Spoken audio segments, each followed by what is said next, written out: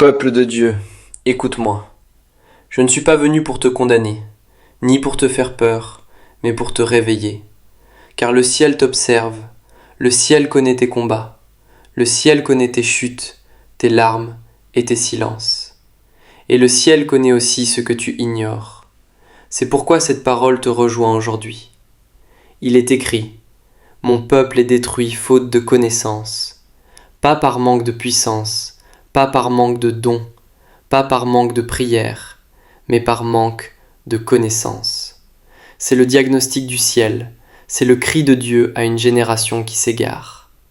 La destruction ne tombe pas toujours du dehors, elle naît souvent du dedans. Ce n'est pas l'ennemi qui détruit le peuple de Dieu, mais son ignorance. Ignorance de la parole, ignorance de la volonté de Dieu, ignorance du combat spirituel, ignorance des ruses du diable, ignorance de son identité en Christ. Tu dis « je suis faible », mais Dieu dit « tu es plus que vainqueur ». Tu dis « je suis seul », mais Dieu dit « je ne te laisserai jamais ». Tu dis « je ne sais pas quoi faire », mais Dieu dit « si tu manques de sagesse, demande-la moi ». Et c'est parce que tu ignores ce que Dieu dit que tu crois les mensonges que le monde te dit. L'Éternel dit, « Puisque tu as rejeté la connaissance, je te rejetterai. » Écoute bien, Dieu ne rejette pas celui qui tombe, il ne rejette pas celui qui lutte, il ne rejette pas celui qui pleure, il ne rejette pas celui qui crie à lui. Il rejette celui qui rejette la vérité, celui qui ferme volontairement son cœur, celui qui refuse la lumière, préférant rester dans l'ombre. Car la vérité de Dieu ne se reçoit pas seulement avec l'esprit, mais avec le cœur. Beaucoup prétendent aimer Dieu, mais refusent sa parole. Beaucoup parlent de Jésus, mais n'obéissent pas à ses commandements. Beaucoup veulent les bénédictions, mais pas la connaissance qui les préserve.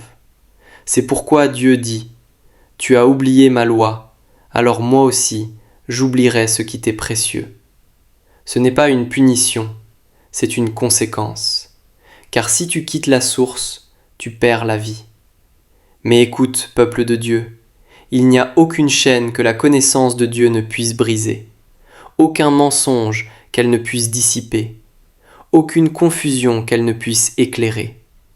La connaissance de Dieu, ce n'est pas seulement lire la Bible, c'est connaître le cœur du Père, c'est marcher dans sa sagesse, c'est discerner ce qui vient d'en haut et ce qui vient du monde. C'est comprendre les temps et les saisons. C'est entendre la voix de Dieu dans un monde plein de bruit. Tu ne seras plus détruit, le jour où tu choisiras d'apprendre, le jour où tu laisseras la parole former ton esprit, le jour où tu demanderas au Saint-Esprit de t'enseigner. Alors la confusion se lèvera, alors la peur reculera, alors la lumière brillera dans tes ténèbres.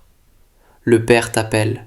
Il t'appelle à revenir à sa parole, revenir à sa présence, revenir à sa sagesse, revenir à la vérité. Car la vérité est la seule muraille que l'ennemi ne peut franchir.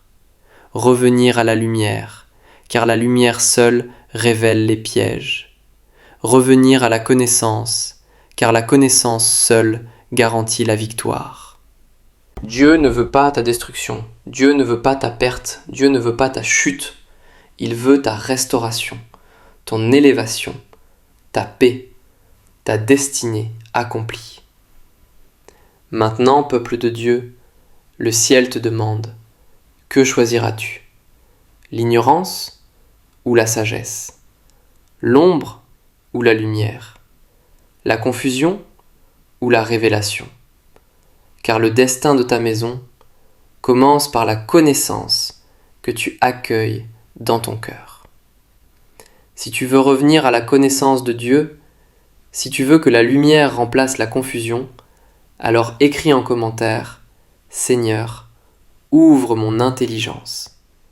Pas pour l'algorithme, mais comme acte d'humilité, comme déclaration spirituelle, comme signe devant le ciel. Que Dieu restaure en toi la sagesse, la révélation et la force, au nom de Jésus. Amen.